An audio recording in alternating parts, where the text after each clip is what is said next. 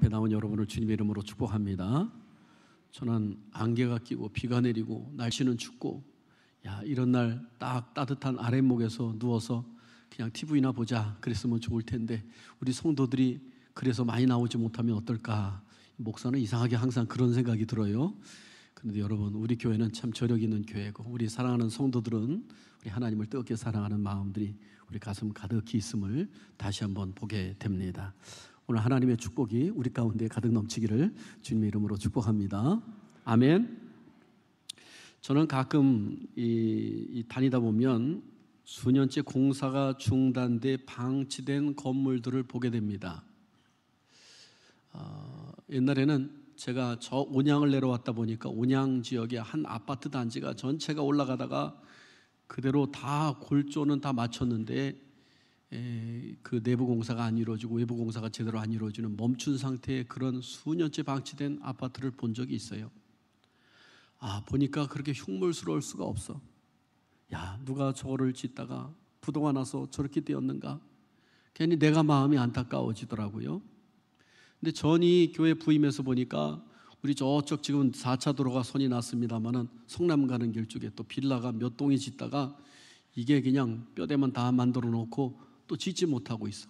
아이고, 저 짓는 사람은 저거를 짓지 못할 때 얼마나 마음이 아프고 힘든 일이 있었을까라고 하는 생각이 드니까 또 안타까우면서 그냥 낡아지는 것을 보고 저런 거는 정부가 좀 이렇게 매입을 해서 잘 이렇게 만들었으면 좋겠다 하는 생각도 해본 적이 있습니다.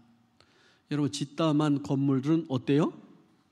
흉물스럽고 하지 못한 경우들이 여러 번 우리가 눈에 띄는 것을 보게 됩니다. 이제 올 한 해도 거의 마무리되어 가는 이쯤 됐는데 오늘 우리가 추수감사주일로 지키고 있어요. 여러분, 추수감사주일이 어떻게 유래가 됐는지 아시죠? 아는 것도 같기도 하고 모르는 것 같기도 하고 그러는 것 같아요.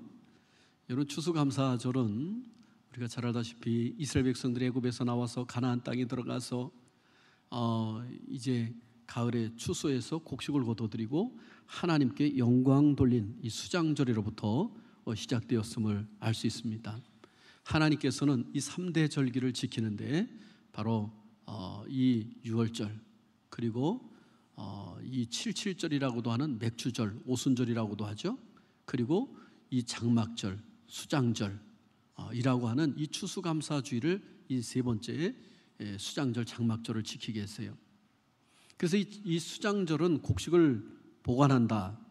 또 이 장막은 하나님께서 그 애굽에서 인도해내서 그 광야에서 텐트를, 천막을 치고 살아갔던 그때를 기억하고 이 땅에 농산물을 주신 하나님 앞에 감사하며 지켰던 거기로부터 이 추수감사절이 유래가 됩니다.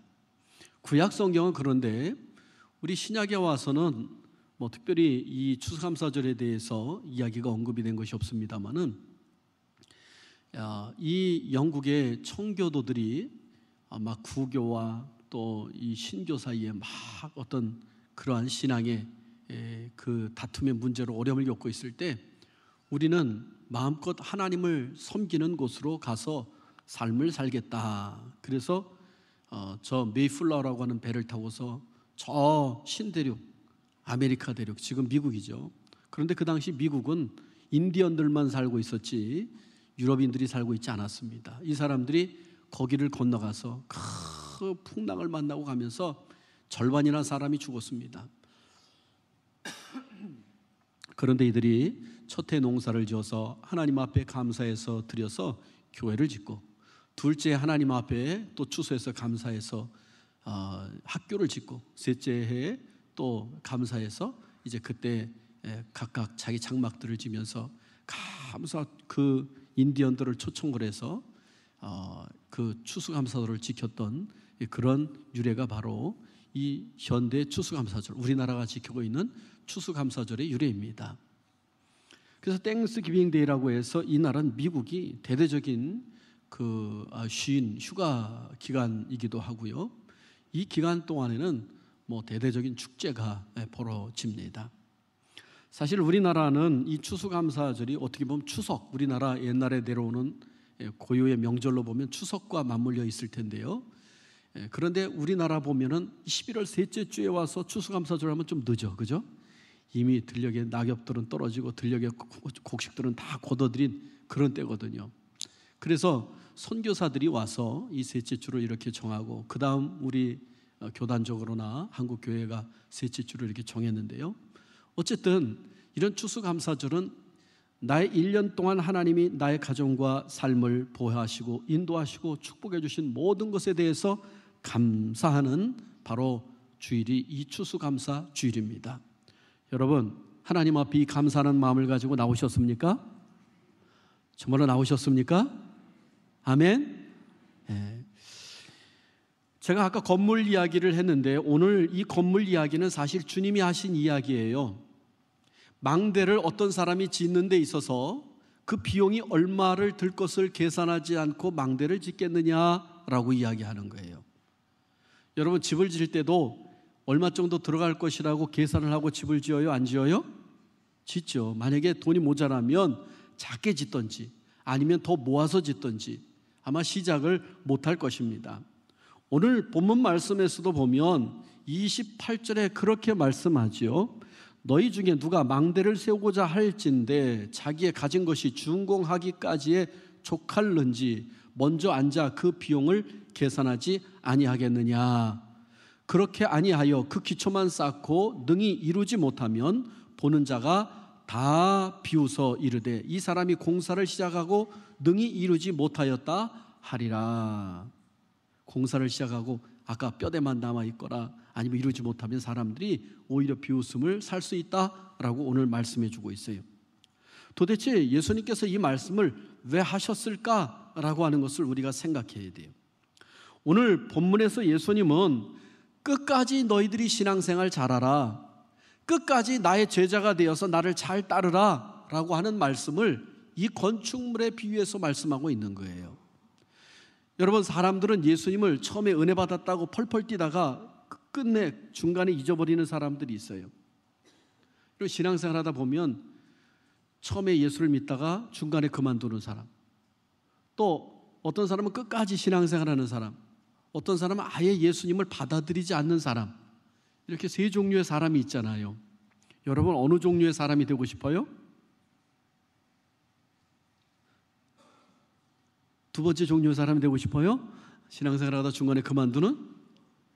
이것은 건축하다가 마른 건물과 똑같은 사람의 모습일 거예요. 그런데 여러분이 건축을 하기 위해서, 다시 말해서 예수님을 따르고 신앙의 건축물을 지을 때 보면 거기에는 비용이 따른다는 사실을 예수님이 오늘 이렇게 망대 짓는 것에 대해서 말씀해 주고 있다는 거예요. 그럼 그 비용이 뭘까라고 하는 것을 오늘 말씀 가운데 우리가 좀 생각해 보겠는데요. 아니, 그러면 목사님, 이상하지 않습니까? 예수 믿으면 다 구원받는데 구원은 공짜가 아닙니까? 예수 믿으면 누구든지 다 구원받는다고 했는데 무슨 소리입니까? 라고 할 거예요. 여러분, 그렇습니다. 구원은 하나님의 은혜로 우리가 거저받은 공짜입니다. 로마서 6장 23절에도 보면 죄의 싹은 사망이요 하나님의 은사는 그리스도 예수와 우리 주 안에 있는 영생이니라. 예수님을 통해서 주시는 영생이다 말씀해 주고 있어요. 그런데 오늘 본문에서 주님을 따르는 자에게 분명히 주님을 따르기 위해서는 또한 비용이 있다는 사실을 말씀해 주고 있어. 그리고 셈을 해보라고 말씀하고 있어요. 그러면 예수님을 따르는 제자의 삶에 어떤 비용이 들기에 도대체 예수님께서 건축을 하다가 그만두는 사람처럼 그렇게 두는 사람도 있고, 그리고 너희가 나를 따르려면 그렇게 비용을 계산해 보라고 하는가? 오늘 보니까 첫 번째로 우리 주님이 어떤 비용을 우리에게 준비하라고 하냐면 제자의 삶은 충성을 요구하고 있는 모습을 보게 됩니다. 뭐를 요구한다고요? 충성을 요구해. 오늘 본문 말씀 14장 26절 한번 같이 읽습니다. 시작.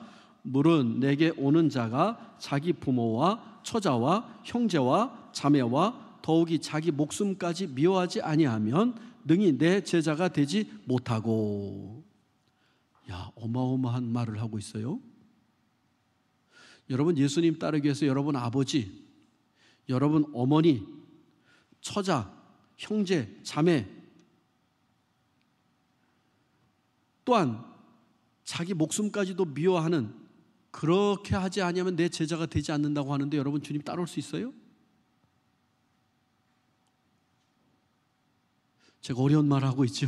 지금 마태복음 10장 37절에 보면 이 말씀을 이렇게 얘기합니다. 아버지나 어머니나 아들이나 딸을 예수님보다 더 사랑하지 말라라고 하는 말씀을 아버지나 어머니를 나보다 더 사랑하는 자는 내게 합당치 아니하고, 누구에게? 예수님에게 합당치 아니하고, 아들이나 딸을 나보다 더 사랑하는 자도 내게 합당치 아니하며. 여러분, 예수님에 대한 충성은 우리가 가장 가깝고 가장 소중한 사람들에게 보여주는 충성을 능가하여야 한다는 사실에 대해서 오늘 말씀해 주고 있다는 사실입니다. 예수에 대한 충성과 가족에 대한 충성 사이에서 할 수 없이 선택을 하여야 한다면 주저없이 주님 편에 서야 한다는 사실을 예수님께서 이렇게 애들로 말씀하고 있어요. 어떤 가정에 예수 믿기 전에 한 부부가 있었습니다. 이 부부는요, 사업을 하는데 사업이 잘 돼요. 근데 이 사업을 하는데 이 사업 중에는 많은 부분이 법을 어기고 또 사람들을 속이고, 그래서 이 사업에 있어서 자기들이 영리를 취하기 위해서 거기에 많은 잘못된 일들이 그 안에 포함되어 있어요. 그래서 이 아내가 그러던 중에 마음이 너무 답답하고 괴롭고 뭐 집은 재산은 많아지는데 마음이 공허하고 답답하니까 어떻게 하면 이 공허함을 해결할 수 있을까? 친구의 전도를 받고 교회를 갔네요. 교회를 갔는데 이 사람이 거기서 예수님을 만났어요. 말씀을 듣다 보니까 내가 하고 있는 일이 죄고 이것이 잘못됐다라고 하는 것을 깨달으니까 이 부인이 남편에게 이야기합니다. 여보, 이제 우리 사업 우리 접고 우리 정직하게 진실되게 살읍시다 라고 하니까 남편이 또 이 예편나가 미쳤나, 교회 가더니 이상한 것만 듣고 와서 이상하게 돼버렸다고, 똑바로 정신 차리고 계속 따라오라고. 그래도 참고 인내하면서 남편을 위해서 기도하는데 남편이 나중에는 우리 그렇게 하지 말자고 그 법을 어기는 것들에 대해서 또 사람을 속이는 것에 대해서 이 아내가 계속 지적하고 계속 하니까 이 남편이 어느 날 갑자기 딱 이야기합니다. 너 오늘 나하고 결판을 내자. 너가 교회 나가서 예수를 믿는 예수를 따르든지 아니면 나와 함께 이 사업을 하며 나의 가정을 이끌으며 나를 따르든지 둘 중에 하나를 선택하라.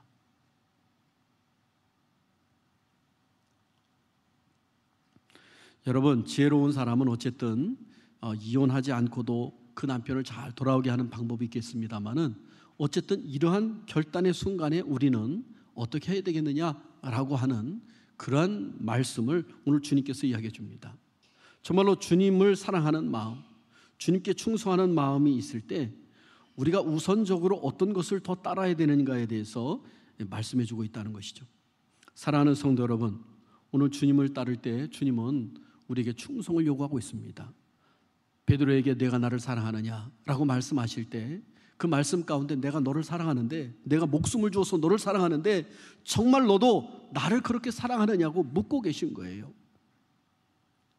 두 번째로 오늘 이 비용을, 예수님을 따르는데 제자가 되는데 비용이 뭐가 있느냐 보니까 우리 생명까지도 요구하시는 장면을 보게 돼요. 아니, 누가 예수 믿을 수 있어? 그러면 여러분 그럴 수 있잖아요, 그죠? 사실 우리는 예수 믿고 구원받으면, 그리고 축복받으면 우리가 잘 살면 되지 무슨 그 밖에 뭐가 필요해 그러지만 예수님을 따르는 제자의 삶은 그거보다 한 단계 훨씬 더 나가서 사실은 우리의 생명까지도 주님이 요구하고 있다는 오늘 말씀을 보게 됩니다. 26절 봅니다. 시작. 26절 시작. 처자와 형제와 자매와 더욱이 자기 목숨까지 미워하지 아니하면 능히 내 제자가 되지 못하고. 누구 목숨까지요? 자기 목숨까지. 내 목숨까지 미워하지 아니하면 주님의 제자가 되지 못한다. 이게 도대체 무슨 말씀일까요? 내 목숨까지도 내놓는다는 얘기는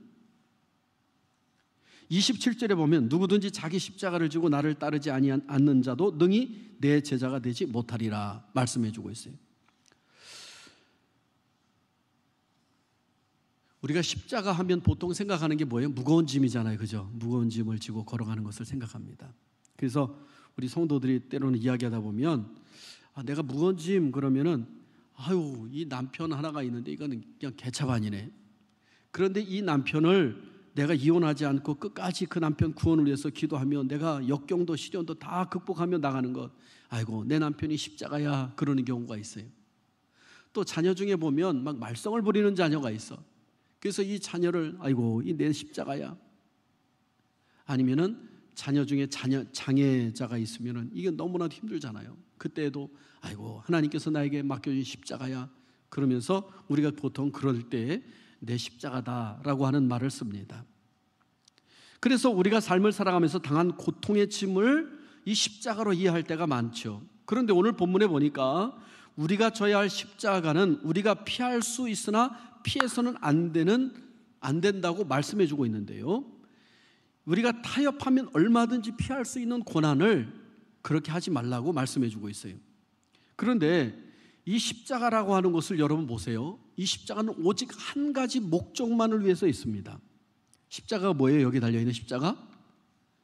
이거는 무서운 사형틀이에요. 여기 큰 흉악범죄를 저지른 사람이나 아니면 민족의 반역죄를 저지른 사람이 이 십자가에 처형을 하는 것이, 죽임을 당하는 것이 뭐라고요? 십자가입니다. 십자가. 그런데 예수님께서 각자 자신의 십자가를 지고라고 이야기하고 있어요. 여러분, 오늘 우리의 죄, 또 우리의 정욕, 인생의 안목의 자랑, 우리의 모든 것들을 다 십자가에 못 박아야 될 줄로 믿습니다. 그래서 이 모든 것들을 주님을 따르는 데 있어서 바로 이렇게 십자가를 지고 가야 될, 그래서 어떻게 보면 큰 고통과 역경의 그런 역사가 있는데 너희가 그것을 질 수 있느냐 말씀해 주고 있어요. 너희가 내 제자가 되기를 원한다면 반드시 나를 위해서 죽을 각오가 되어 있느냐라고 물으시는 거예요. 여러분, 주님을 위해서 죽을 각오가 되어 있습니까, 여러분? 육체적으로는 예수님을 위해서 기꺼이 죽으려는 태도, 또한 더불어서 영적으로도 우리가 매일 하나님 앞에 내 자신을 뒤돌아보고 나의 모든 그 육신의 정욕과 그리고 잘못된 그런 모든 것들을 십자가에 못 박아야 됩니다. 그래서 고린도전서 15장 31절에 보니까 바울은 날마다 나는 죽노라 라고 이야기해 주고 있어요. 바울은 매일 그리스도께서 자신과 온전히 동행하기 위해서 자신을 날마다 십자가에 못 박았다라고 이야기해 주고 있습니다.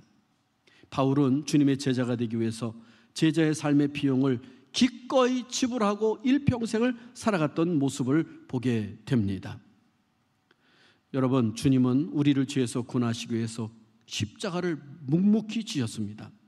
이것은 우리의 십자가를 지는 것, 우리가 죄와 기꺼이 결별하는 것에 대해서 단호하라고 주님께서 말씀하고 있음을 보게 됩니다. 저는 이 구약시대 때도 보면 정말로 하나님의 일을 하면서도 자신의 묵묵히 자신의 비용을 지불하고 십자가를 졌던 많은 사람들을 보게 됩니다. 아브라함을 보니까요, 내 본토 친척 아비 집을 떠나라 라고 했더니 그가 아버지 집을 떠나는 그러한 모든 것을 포기하고 갑니다. 다시 말해서 모든 재산을 포기하는 거예요. 또한 그는 누구까지 포기했냐면 자기 사랑하는 독자 이삭을 바치라고 했을 때 이삭까지도 포기하며 하나님을 선택했던 놀라운 역사를 보게 됩니다. 요셉을 보십시오. 그는 노예로 팔려가서 보디발 장군 아내의 미혹을 받아가지고 억울하게 누명을 쓰고 감옥에 들어갑니다. 만약에 그가 그의 말을 따라줬다고 한다면 억울한 옥살이가 없을 수도 있었어요. 그러나 그는 공의와 하나님의 사람으로서 억울한 옥살이를 택했음을 보게 됩니다. 사드락과 메삭과 아벳느고는 젊은이로서 바벨론의 포로로 잡혀갔습니다. 그들은 우상 앞에 절하는 것을 그들은 타협하지 아니하고 기꺼이 풀무불에 용광로에 던져지는 그러한 벌을 받았습니다. 그럼에도 불구하고 그들은 굽히지 않았던 역사를 보게 됩니다. 다니엘은 사자굴로 떨어졌습니다. 신약시대 때도 마찬가지입니다. 스데반 집사님은 예수님의 복음을 전하다가 돌에 맞아 죽었습니다. 자기 목숨을 내어놓는 그 정말로 십자가의 그 길을 이 스데반 집사님이 가셨어요. 바울을 보십시오. 그가 예수님에게 회심하면서요, 가족에게 버림을 받습니다. 친구들에게 버림을 받습니다. 그리고 동료였던 그 사내들인 공회원들과 바리새인들과 주변에 많은 그 율법을 지키던 사람과 다 결별을 합니다. 명성도 잃습니다. 때로는 생명을 잃을 뻔한 적도 수없이 많습니다. 마침내 그는 목이 베어져서 순교를 당하면서 그가 순교를 했던 모습을 보게 되잖아요. 그런데 그는 묵묵히 자기 십자가를 지고 복음의 길을 걸어갔던 모습을 보게 됩니다. 요한은 밤모섬에서 유배되어 채석장에서 돌을 캐는 일을 하면서도 그는 끝까지 예수 그리스도를 따르는 일을 감당했음을 우리는 보게 됩니다. 오늘 본문에 보니까 주님은 나를 따르는 자는 반드시 비용을 지불해야 된다. 망대를 짓는데 비용을 계산하지 않는 자가 있느냐 말씀해 주고 있어요. 막연히 예배를 잘 드리고 봉사를 열심히 하면 된다는 그런 생각을 우리가 보통 했었는데 우리 주님은 그것보다 더 훨씬 강한 것을 우리에게 요구하고 있었음을 보게 됩니다. 여러분, 한마디로 말해서 주님이 나의 전부라고 하는 고백을 가지고 주님을 따르는 사람이 주님의 참된 제자라고 성경은 말씀해 주고 있습니다. 오늘 본문에서 주님을 따르고 제자가 된다는 것은 비용이 있다. 가족보다 주님을 더 사랑하라. 자기 목숨보다 주님을 더 사랑하라. 자기 십자가를 지고 주님을 따르라. 오늘 주님께서는 그렇게 말씀하고 있어요. 현재 여러분은 어느 단계에 서 있는 그리스도인입니까? 혹여 예수 믿다가 조금만 어려움을 당해도 하나님이 어디 계신가 원망하지는 않습니까? 아니면 예수님 때문에 그 십자가의 구원의 은총을 받았기 때문에 나는 나의 십자가를 지고 주님을 따르겠습니다 결단하며 지금 달려가고 있는 그러한 모습입니까? 오늘 본문 말씀 이후에 보면 또 중요한 말씀이 있어요. 우리가 읽지 않은 말씀, 한번 31절, 32절 말씀 같이 읽습니다. 시작. 또 어떤 임금이 다른 임금과 싸우러 갈 때에 먼저 앉아 1만 명으로서 저 2만 명을 거느리고 오는 자를 대적할 수 있을까 하리지 아니하겠느냐. 만일 못할 터이면 그가 아직 멀리 있을 때에 사신을 보내어 화친을 청할지니라. 여러분, 여기 보면 한 왕이 있었는데 군사가 1만 명이 있어요. 근데 다른 나라가 왕이 쳐들어오는데 군사가 몇만 명이라고요? 2만 명이, 배가 더 많아. 그런데 저쪽 군대는 2만 명이 정예의 군대야. 우리는 1만 명이라도 오합지졸이야. 이 전쟁에서 싸워서 승리하느냐 지느냐 판가름을 해야 돼. 만약에 승산이 없다고 한다면 이 사람 뭐를 하라고요? 가서 화친을 맺으라는 거예요. 그러니까 항복하라는 얘기예요. 미리 항복하라는 거예요. 아니면은 우리가 1만을 가지고 2만의 군사들과 뭐를 하라는 얘기예요? 목숨을 걸고 싸우라는 거예요. 둘 중에 하나예요. 지금 목숨을 걸고 싸우든지 아니면은 항복을 하든지 둘 중에 하라는 거예요. 하나라는 거예요. 여러분, 지금 우리의 싸움은 치열한 영적 전투입니다. 에베소 6장 12절을 보니까 우리의 씨름은 혈과 육에 대한 것이 아니요 정사와 권세와 이 어둠의 세상을 주관하고 있는 하늘에 있는 악한 영들의 대함이라 라고 말씀해 주고 있습니다. 여러분, 우리가 예수님을 따를 때는 악한 영이 우리를 에워싸고 우리를 넘어뜨리려고 해요. 우리 성도들은 두 가지를 택해야 돼요. 죽기까지 저들과 싸워야 되는지 아니면은 항복하고 손들고 그냥 항복해야 되는지. 여러분, 어떻게 하겠습니까? 근데 우리가 육신을 가지고 있는 우리는 도무지 생각해봐도 악한 사탄 마귀를 이길 수 있는 힘이 있어요? 없어요? 없어. 그러면 여러분 가서 항복해야 될까요? 우리는 피 흘려 죽기까지 싸워야 될 줄로 믿습니다. 예수님을 따르는 사람은 악한 사탄 마귀와 끝까지 싸워야 돼. 로마서 8장 37절에 보니까 내 힘으로는 이길 수 없지만 우리를 사랑하시는 이로 말미암아 넉넉히 이기느니라. 할렐루야. 예수님이 나와 함께 하시면 악한 사탄 마귀의 세력을 넉넉히 물리칠 줄로 믿습니다. 우리 예수 믿는 사람은 정말로 예수를 믿는 데 있어서 정말로 끝까지 믿을 것이냐 아니면 중간에 항복할 것이냐, 둘 중에 하나란 얘기예요.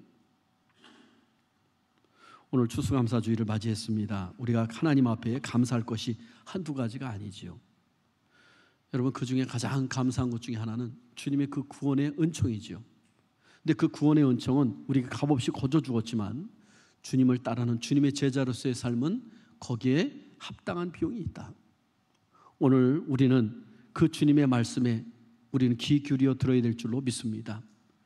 다른 성경에 보면 이 말씀을 할 때 수많은 사람들이 예수님을 떠나갔다고 이야기합니다. 예수님이 너희도 나를 떠나려고 하느냐라고 할 때 베드로가 여기 영생이 있사오니 우리가 어디로 가오리까? 라고 하면서 결코 주님을 떠나지 아니하고 주님을 따르겠다고 작정했던 베드로의 모습, 제자들의 모습을 보게 됩니다. 여러분, 구경꾼으로 그리고 재미로 아니면 내가 뭔가 받으려고만 한다고 한다면 그 사람의 신앙은 금방 꺼져가는 등불처럼 꺼져버리고 말 것입니다. 그러나 주님이 나의 전부입니다 고백하며 그 주님의 제자로서의 나에게 맡겨준 사명을 감당하며 죄와 싸우며 그리고 복음을 전하며 하나님의 사명자로서 살아갈 때 힘들고 어려운 일이 있지만 우리 주님께서 도와주셔서 결국 승리의 삶을 살아갈 줄로 믿습니다. 사랑하는 성도 여러분, 예수 그리스도를 믿는 그 건축물을, 주님의 제자로서의 건축물을 짓다가 많은 성도가 되지 말고 끝까지 완공하여 멋진 건물로서 하나님께 영광 돌려드릴 수 있는 저와 여러분이 될 수 있기를 주님의 이름으로 축복합니다. 할렐루야. 기도합니다. 아버지 하나님,